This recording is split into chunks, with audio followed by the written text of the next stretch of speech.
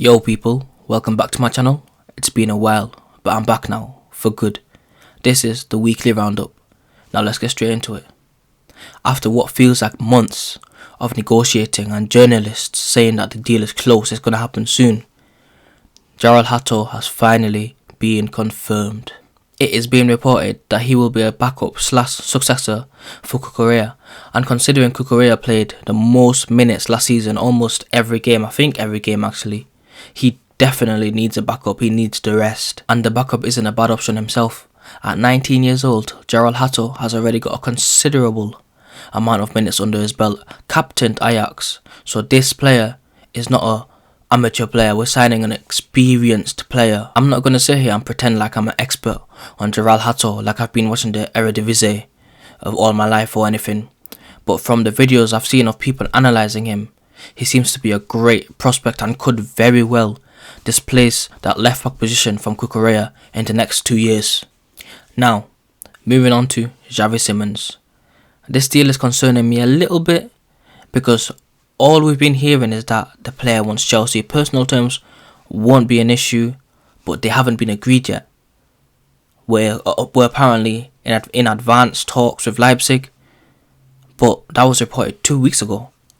And it seems now, till date, the deal hasn't moved. We still haven't even agreed personal terms with him. And reports from Leipzig are that if Sesko goes, they're most likely going to try to keep Simons. And that isn't good for us because that is going to drive the price up. But all the journalists have been reporting that this deal will most likely happen, so I just got to trust it.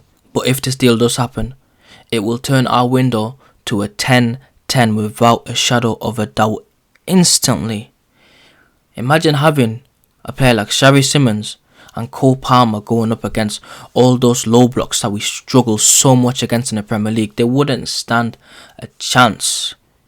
It would remind me of the David Silva and De Bruyne link up, going up against low blocks, dismantling them. They would stand no chance. Two players that the ball sticks to like a yo-yo, that the ball comes back to like a yo-yo, I mean. We need that. We need that. Different profiles in the midfield. Also, he could provide cover for Palmer, because we can't have Palmer playing every game being run down to the ground. He could play in Enzo's position. He could even play left wing as he's done many other times.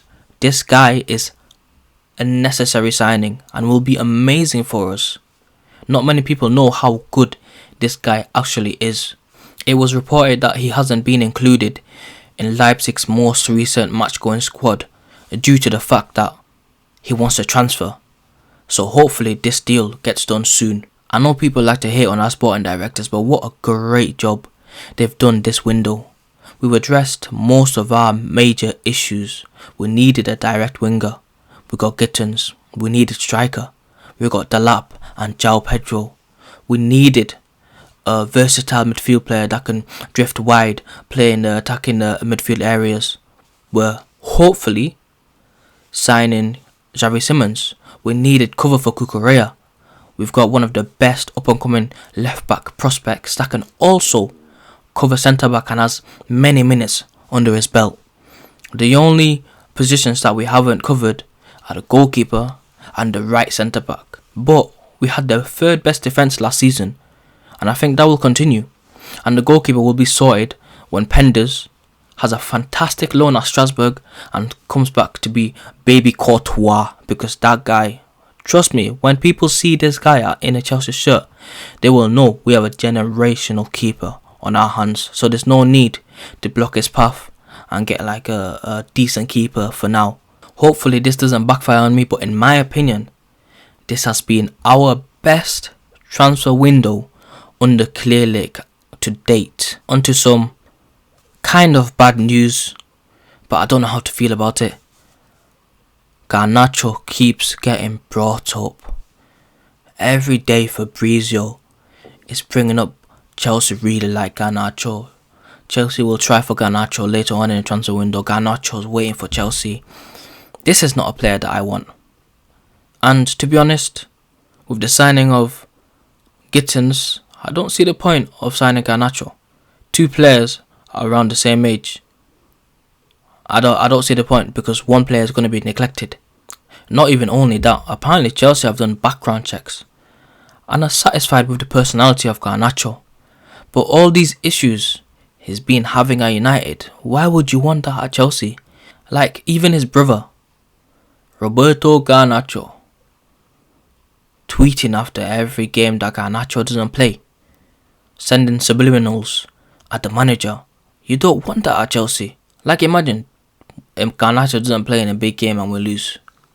You'll see a tweet from Roberto Garnacho. You see, this is what happens when you don't play Garnacho with the emoji. Do you really want that at Chelsea? Do these directors really want that at Chelsea? I don't get what their obsession is, because every day I'm seeing tweets that Chelsea like Garnacho. Every single day. And with how persistent the tweets are, it feels like we're going to sign him. It feels like this deal is inevitable, like it's 100% going to happen. If we pay more than 35 million for Garnacho, a 10-10 transfer window will automatically go down to a 7 out of 10 transfer window. That's all for today. Thanks for watching. Hopefully you enjoyed the video. Like and subscribe, and I will be back next week. Peace.